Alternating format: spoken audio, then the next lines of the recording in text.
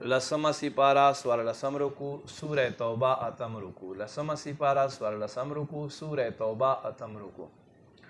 بسم اللہ الرحمن الرحیم.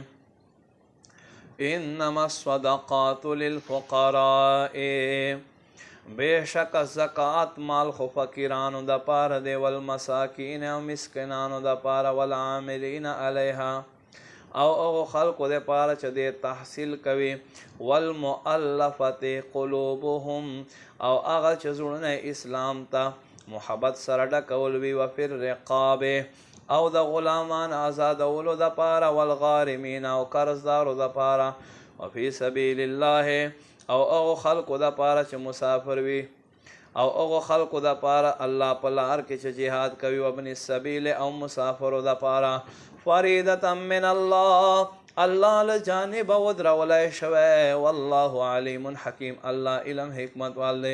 ومنهم الذین او پدې کې څه هغه دي یؤذون النبی چې غیب خبره ورکون کی ته تکلیف ورکوي، ویقولون دوی وای هو اذن دا خو غوږ دی. قل ورته فرمایا اذن خیر لکم غوږ ستاسو د پاره ښه دی.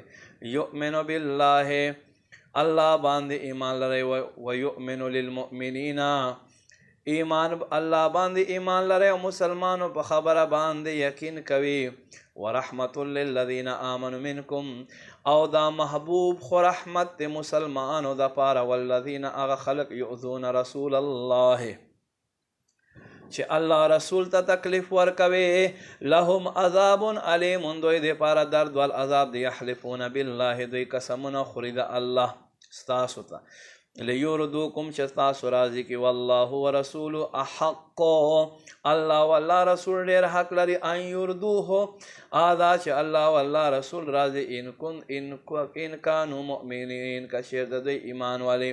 الم یعلموا ایدی ته پته نشته انه بشک من یحادد الله ورسوله څوک چې خلاف وکړي د الله او د الله رسول، فان له نار جهنم خالدا فیها بشک د دې پاره جهنم وال اور د چې همیشه په دې کې اوسي.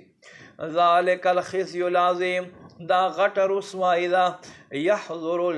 یحذر المنافقون ان تنزل علیهم سورة منافقین یره لري دا چې یو صورت راښکته شي، تنبئهم بما فی قلوبهم او محبوب ته پته ولګي د دوی هغو خبرو، مسلمانو ته پته ولګي چې د دوی منافقینو په زړه کې دي.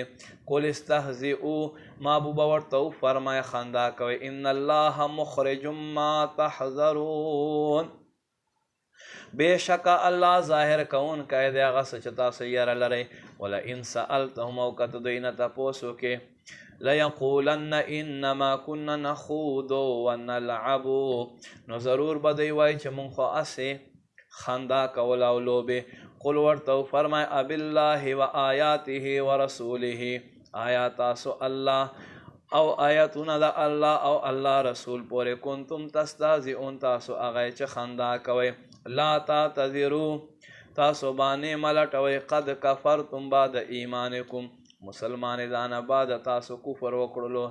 ان نعفو عن طائفة منکم کچیرته مونږ په تاسو کې یو جماعت ته معافي ورکو، نعذب طائفة بل جماعت ته به عذاب ورکوو، بأنهم كانوا مجرمین په سبب د دې چې دا ټول مجرمان دي.